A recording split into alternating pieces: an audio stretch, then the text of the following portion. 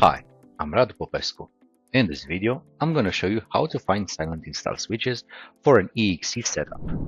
When it comes to MSI installers, they support command line switches by default.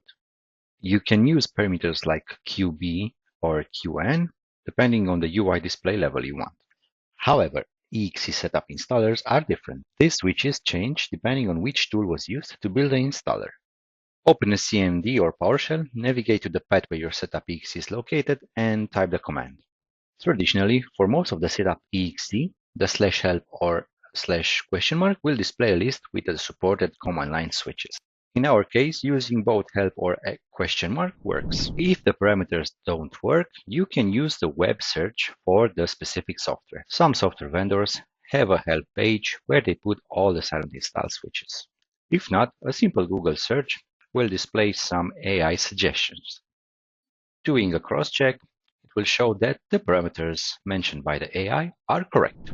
Now, a huge database of silent install switches is the Silent Install HQ website. Here you can find all the PowerShell Deployment Toolkit installations for any software available. To find the exact switch, you need to navigate inside the PowerShell script and look at the install section. Look for the argument list and you will see the supported install parameters. Another database with silent install parameters are the WinGet package manifests. From my experience, not all the packages listed here have silent install parameters listed. Here's a different application than our previous one that has the silent switches. Using Universal Silent Switch Finder, you need to browse to your setup EXE and see the results. In our case, for the Plantronics, there was no silent install found.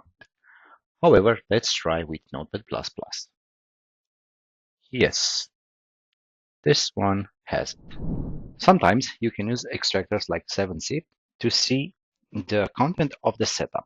If the main setup EXE doesn't support any silent install switches, there's a chance that inside you will find some additional setup installers which would support. In our case, for Notepad, there's no additional setup EXE. You can also use the universal extractor, which sometimes processes the setup EXE better. But in this case, it's the same result. In a situation when your setup EXE doesn't support any silent install parameters, you can use tools like Advanced Repackager. This will capture your setup and eventually let you build your MSI, which would support the standard silent parameters.